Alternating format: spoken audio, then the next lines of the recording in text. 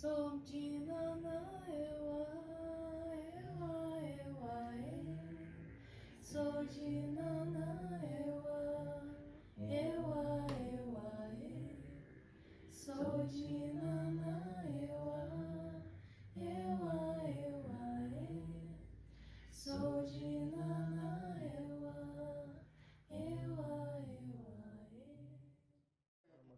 Bem, antes de você fazer isso, então vou te falar Aham. que a minha história é de muito pequena,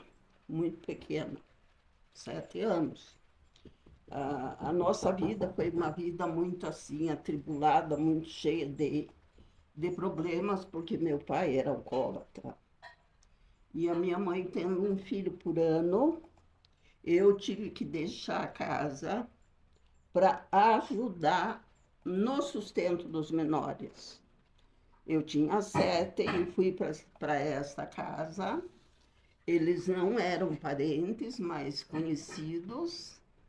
E eu fiquei cuidando de uma senhora de 74 anos e ele de 84, e um capitão que era escravo, escravo mesmo. E daí ali foi se desenvolvendo para outros lugares, porque meu pai não tinha parada. A nossa vida era que nem cigano. Você ficava 3, 6 meses num lugar e você tinha que passar para frente. E ele, assim, procurava muito o dinheiro. Ele queria dinheiro, mas o dinheiro era para beber, não era para ajudar. E assim foi, até que com 9 anos eu fui cozinhar num restaurante. Mas essa passagem que eu estou te falando é sempre, né? Muda aqui, muda ali, muda lá. Até que eu fui para esse restaurante e eu fiquei lá. Até eu vim aqui para Curitiba. E aqui em Curitiba eu vim para trabalhar. Vim pra trabalhar, é, muito pequena, sem a proteção de nada, de ninguém, mas eu sempre pensei assim.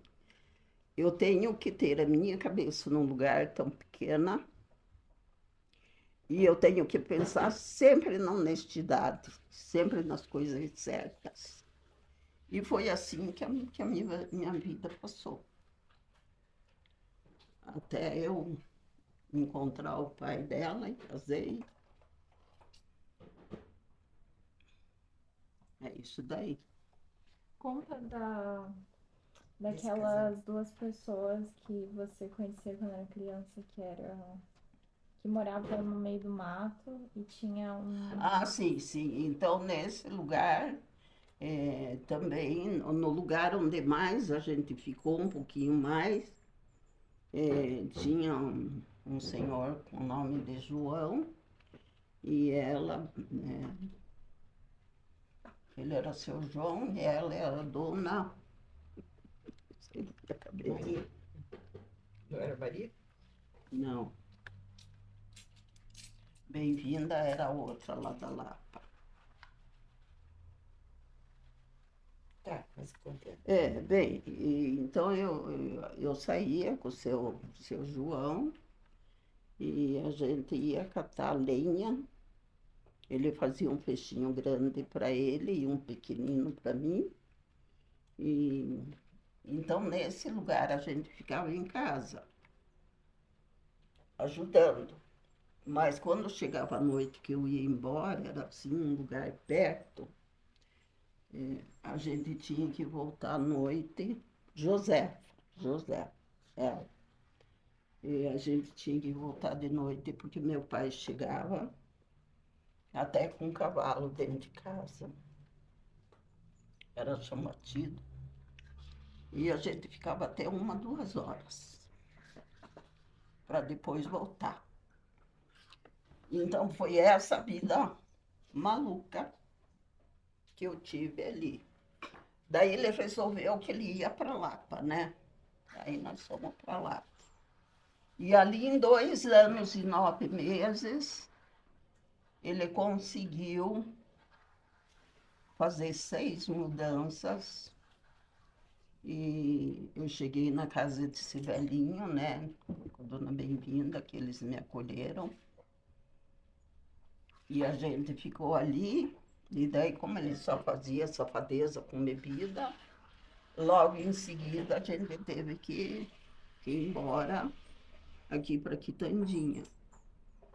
E daí pegou a mudança, pegou a gente e a gente veio embora.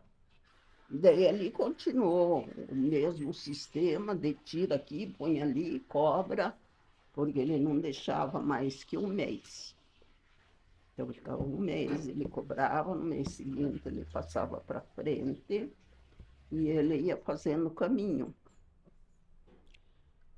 Até que eu fui cozinhar num restaurante, com 9 anos. Eu tinha uma moça que me ajudava do tamanho da Cris, eu era pequena. Eles fizeram um banquinho de madeira, aqueles brutos de panelão, eu não podia pegar panela.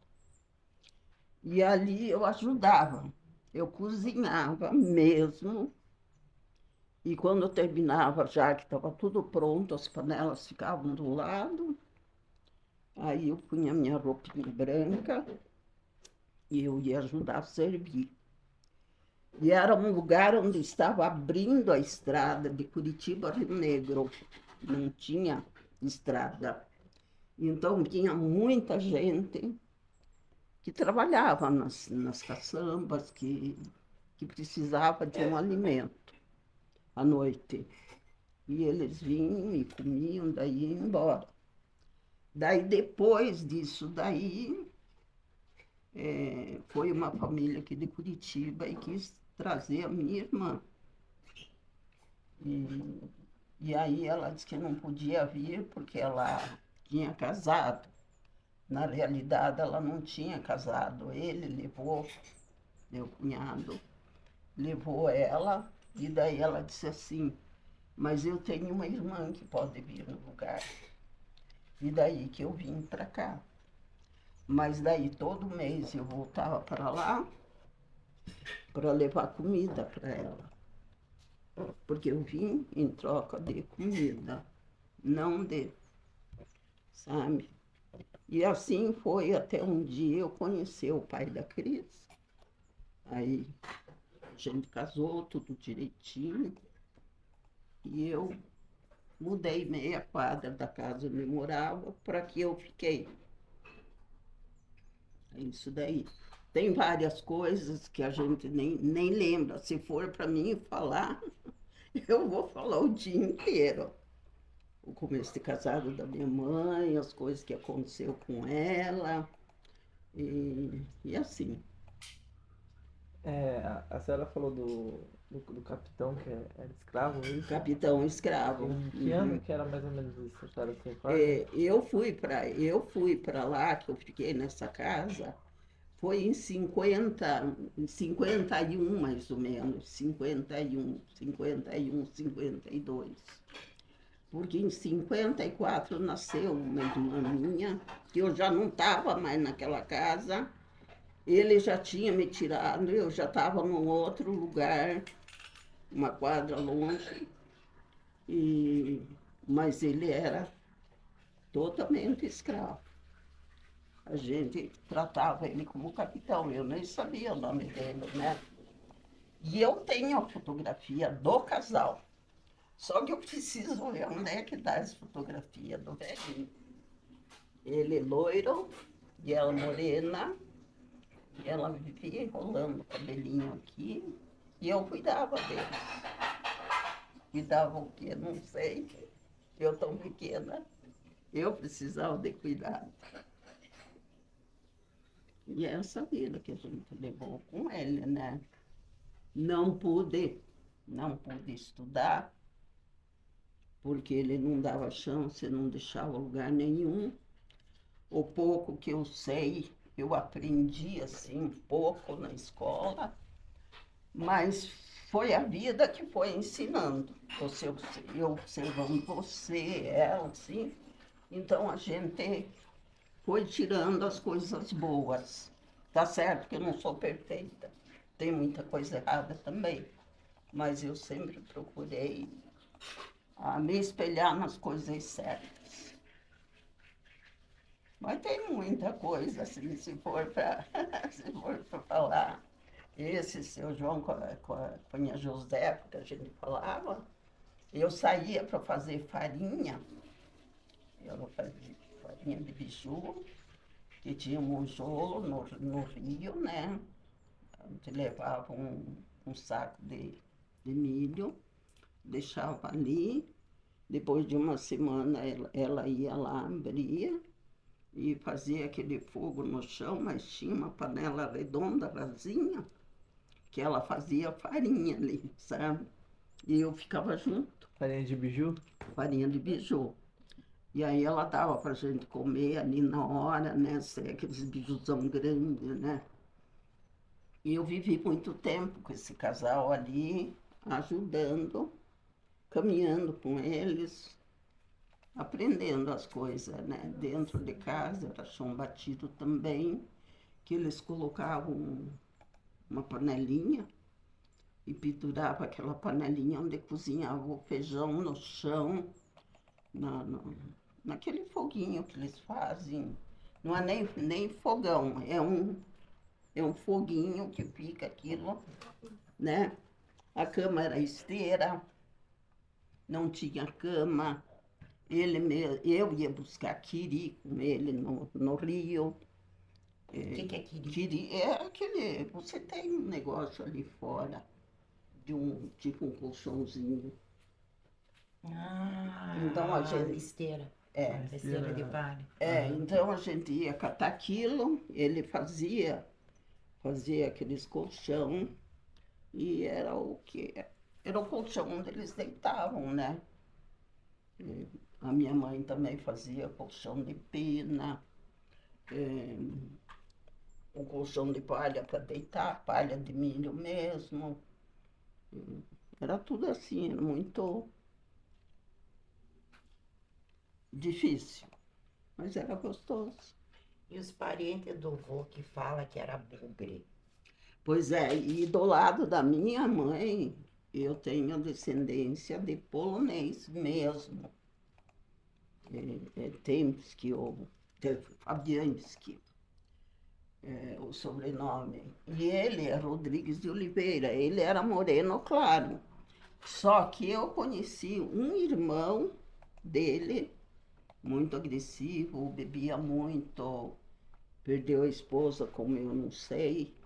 Aí ele teve uma filha só. E aí depois teve um outro irmão que ele era muito bom, ele cuidava dos filhos, 5, 6. E aí teve uma irmã que ela teve vários filhos também.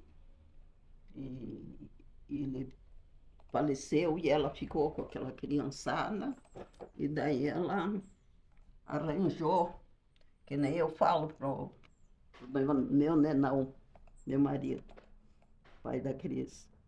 Eu digo o corcunda, porque ele tinha um problema de coluna, que ele andava quase de 4. E ele tinha, assim, tipo um armazém. E ele casou com ela, ele casou para acolher os filhos dela. E ele ajudou a eles crescer, a procurar cada um o seu caminho. E eu não sei da família dele, conheci o pai do meu pai. Ele faleceu também, nunca ninguém soube onde foi enterrado. E a mãe dele eu não conheci, mas eu conheci a mãe da minha mãe, esse eu conheci. E o pai da minha mãe também não conheci. E o pai da minha mãe, ele está enterrado aqui em São José, que eu tenho uma sobrinha que está fazendo a pesquisa. E ela descobriu, inclusive com o nome dele, tudo, aqui em São José, que está ali há muito, muito tempo. E ele veio da Polônia. Agora meu pai é brasileiro. Eles falavam alguma coisa, eles contavam alguma coisa, ou Do que? dessa história do vô, desse brasileiro, porque quando você diz brasileiro, era índio, era...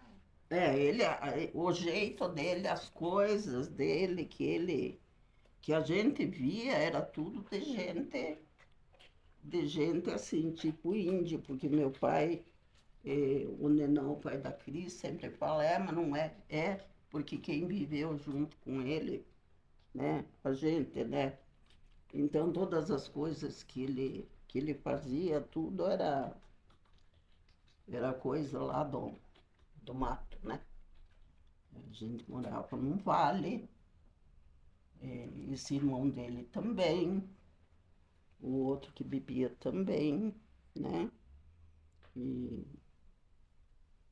é isso daí, mas tem muita coisa. Se eu for ficar falando, dá para fazer um livro. Tinha Desde alguém que pequeno. benzia na família? Alguém que benzia, que eu saiba no momento, não, Não. não. Só a avó com o tercinho dela. A avó com o tercinho. E a avó com o tercinho, assim, que ela nunca largou mesmo na doença, né? E eu, depois que eu pude, que deu para dar uma vidinha melhor para ela, a gente olhou ela até o fim. Mais um tesouro de pessoa. Muito boa. E estamos aqui, né? Então, Quer perguntar mais? Quando a Cris começou a procurar a religião, uns olhos diferentes da religião que tinha da época, né? Da religião dogmática, o que a reação da senhora, o pensar Quando da eu senhora. comecei na carne. olha, eu assim sou uma pessoa que eu sou fácil de aceitar as coisas. Eu não sou aquela pessoa e que digo, o que é isso? E, né, sabe? Eu acho que não é por aí. Eu acho que tudo aquilo que você procura, o que você é, você só pode criticar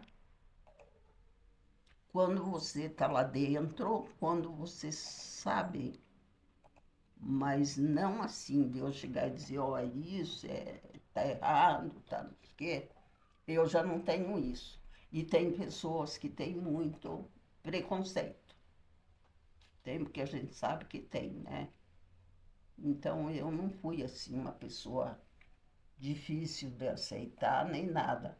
Não concordo quando eu assisto uma televisão, que às vezes eu vejo alguma coisa que vá sobre maçonaria, que as pessoas falam, criticam, mas elas não foram lá para ver o que é. E eu quero saber qual a pessoa que leva a sério a maçonaria, a bondade que ela tem.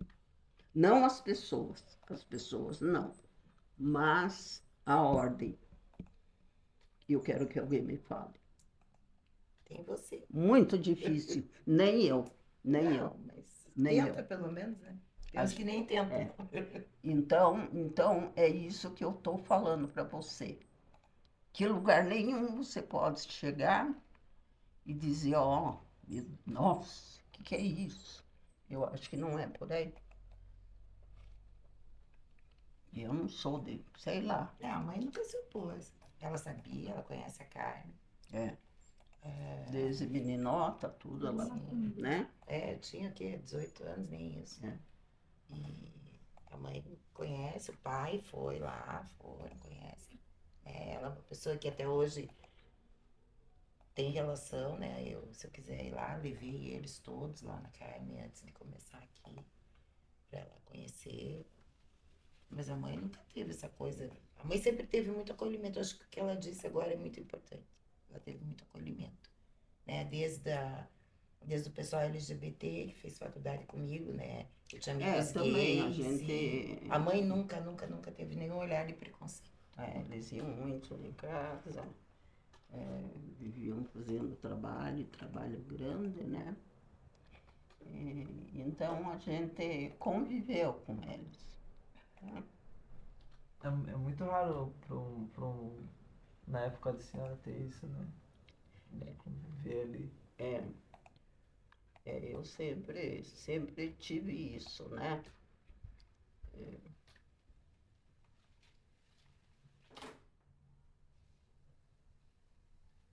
Mais alguma coisa?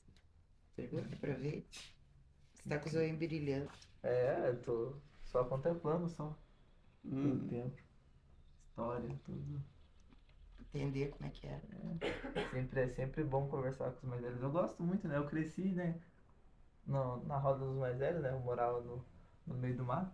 também. Também, eu morava no sítio, então era criancinha, meu avô bem sistemático com as coisas. Então, sempre quando eu tava ali na barra da calça dele, né? Ele parava, conversava com os amigos dele. E na minha época tinha uma coisa que eu gosto muito, eu vendo isso, eu gosto muito por causa que se torna muito produtivo para criança, mas a criança não falava, né, quando os mais velhos estavam conversando, né? E eu Hum, ficava na barra da calça dele ali, hum, quietinho, só ouvindo, né?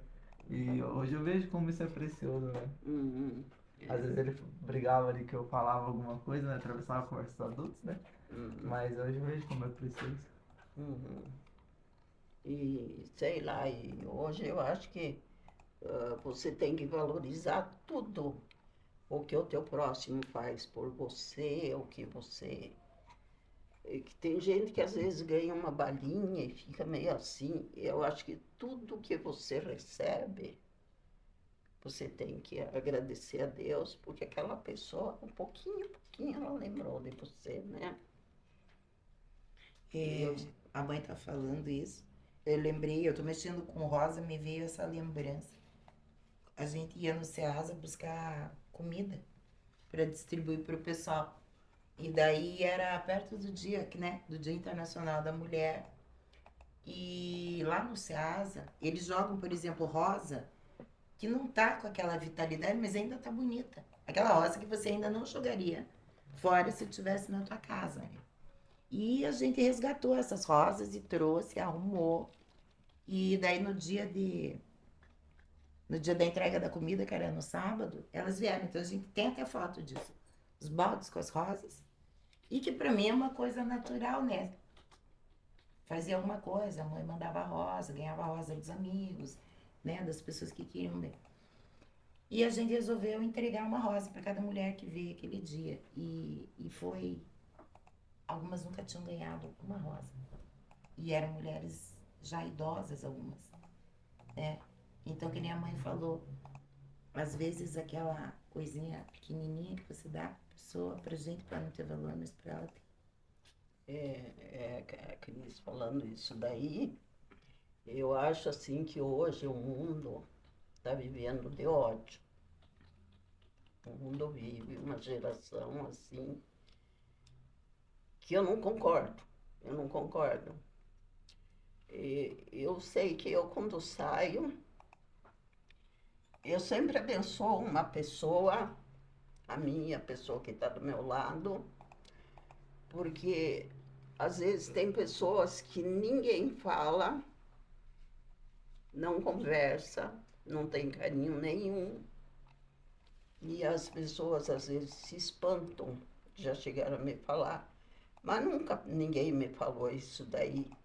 Eu digo, pois é, se as pessoas tivesse uma e outra um pouquinho mais de carinho, o mundo não estava desse jeito. Você observe quando você entra num ônibus, ou que você está num lugar que tem bastante pessoas, para ver quem que te olha, quem que te sorri, quem que fala com você. É muito difícil. Tem um menino contando uma história que não tem nada a ver. Eu já vi ele entra no terminal, ele parece que está tudo quebrado. E ele entra se batendo, e daí um dia ele entrou com uma caixa. Eu disse, o que é que você está trazendo essa caixa aí? Ele disse, eu estou trazendo minha cesta básica. Eu disse, fiquei internado na UPA, fiquei internado no hospital e agora estou em casa. Eu disse, mas por que que você está carregando isso daí? Não tem alguém que vai levar isso na tua casa. Aí ele sentou, não quis nem sentar, como uma pessoa saiu, ele sentou, ele disse assim, pois é. Eu perdi minha mãe faz pouquinho tempo. Eu tenho 3 irmãs que me abandonaram. Minha sobrinha, meu sobrinho também. Ele disse, eu tenho que fazer minha comidinha, não posso ficar assim. Alzheimer, ele tem Alzheimer. Você sabe que o Alzheimer você não se controla, você não se controla. Aí eu sei que ele entrou no ônibus, eu ajudei a empurrar aquela caixa, né? Tinha uns 25 quilos. Ele desceu, eu disse, passe nesse posto de gasolina e pede para eles deixar, vá levando de pouco. Mas ele saiu com aquela caixa. No dia seguinte, ele disse, você não tem carrinho? Ele disse, não. Eu disse, eu vou te arranjar um carrinho, até por isso que eu perguntei para a Rafaela saber que tinha um carrinho aqui, mas ele nem veio buscar, eles internaram ele. E aí, no dia seguinte, eu vi aquele moço de novo, o andador. Ele não conseguia nem para frente, nem para trás, de chinelo havaiana. Eu disse, você vai para lá ou para lá? Aí ele fez para lá, mas ele não ia. Ele estava tão atacado que ele não conseguia dar o passo. Eu disse, vamos, eu vou te ajudar, vamos até lá. Fica tranquilo, não fica nervoso. E aí ele queria dar o passo e não conseguia. E aí ele disse, eu vou tirar esse chinelo. E eu fui me baixar para tirar o chinelo, ele disse, não toque no meu chinelo, ele está sujo. Eu disse, eu não ligo para essas coisas, né? E ele deu jeito, baixou. E aí eu dei uns 3 passos com ele, mas não dava, sabe? Não dava. Aí falei para um senhor que vinha vindo, eu disse, moço, você não quer me ajudar a levar esse menino até o terminal? Mas pertinho, ali perto do ônibus, aquele cinza, né, Santa Felicidade. Ele disse, eu não tenho tempo. Aí veio um senhor de cor. Eu disse, será que o senhor pode me ajudar, fazer um favor? E eu disse que ele não consegue chegar até o porto. Aí ele pegou num braço, peguei no outro, e a gente foi e levou. Ele sentou e ele ficou sentado ali. Eu disse para o Moreno, eu disse, Deus lhe abençoe, que dê tudo em dobro. E o menino ficou ali. Então tem pessoas que não olham, por mais que ele vê você caído, você passando mal, ninguém te acode. Eu já percebi isso várias vezes. Perceba, olhe para você ver as pessoas. É muito difícil alguém te sorrir. E assim, eu venho aqui para Cristo, eu vejo tanta coisa às vezes. Ela vem de ônibus. Porque é pertinho lá de casa. Perto, né?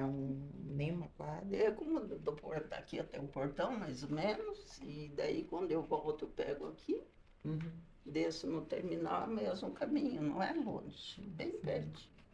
Mais rápido de ônibus do que de carro. Quando pega o ônibus. Não sabe o horário. Contente com a vida que a senhora teve? É isso aí. Mas tem muita coisa, nossa, as coisas que você vai lembrando dos acontecidos, muita coisa. E a nossa casinha era assim, era a cozinha, e chão batido, e a outra parte que era também chão batido. E então, ali onde a gente morou, mas que minha mãe foi feliz e que ela conseguiu fazer alguma coisa, né? Mas depois que a gente saiu dali, aí foi só tortura para a vida dela, né?